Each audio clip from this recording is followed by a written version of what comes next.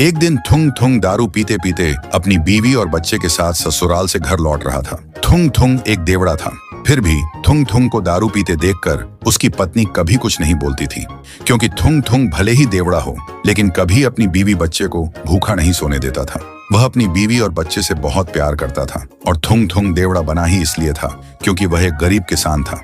उसे हमेशा एक ही बात सताती रहती थी, अगर कभी फसल अच्छी नहीं हुई तो क्या होगा, और अगर उसे कुछ हो गया तो उसकी बीवी बच्चे का क्या होगा। इसी बेकार टेंशन की वजह से थुंग थुंग देवड़ा बन गया था। लेकिन जिस गांव में थुंग थुंग रहता था उस गांव में एक पुराना राज था। उस गांव के बाहर एक पुरानी हवेली थी और उस हवेली के अंदर एक बड़ा सा आईना रखा था जिसके अंदर सिर्फ काला अंधेरा था। लोग कहते थे वह आईना चेहरा नहीं नियत देखता है और उसी का भविष्य दिखाता है, और कहते हैं कि बहुत साल पहले एक आदमी जब उस आईने के पास गया तो आईने ने उसे अपने अंदर खींच लिया था। इसीलिए सालों से किसी ने न उस हवेली में घुसने की और न ही उस आईने में झांकने की हिम्मत की थी।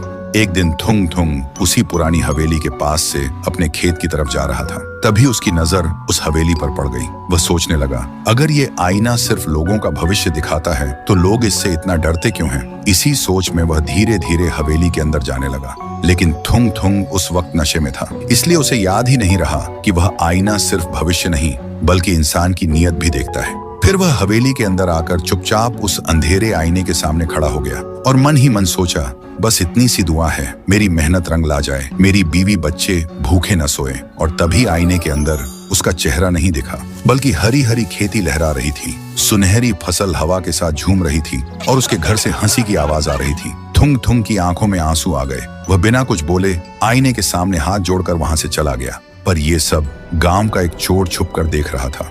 ये सब देखते ही उसके मन में लालच आ गया। वह सोचने लगा, गांव वाले झूठ बोलते हैं, ये आईना तो जादुई है जो लोगों का भविष्य उजाला करता है। शायद इसलिए गांव वाले सच छुपा रहे हैं ताकि सिर्फ वही अपना पेट भर सकें। क्या पता मैं भी आईने के पास जाऊं और एक ही दिन में कोई बड़ा हाथ मार लूं। ये सोचकर वह चोर भी आईने के सामने जा खड़ा हुआ और बोला, बैंक लूटूंगा, दुनिया का सबसे अमीर आदमी बनूंगा और जिंदगी भर ऐश करूंगा। जैसे ही उसने बोलना खत्म किया, आईने के अंदर का अंधेरा हट गया और लोहे की जेल के अंदर वही चोर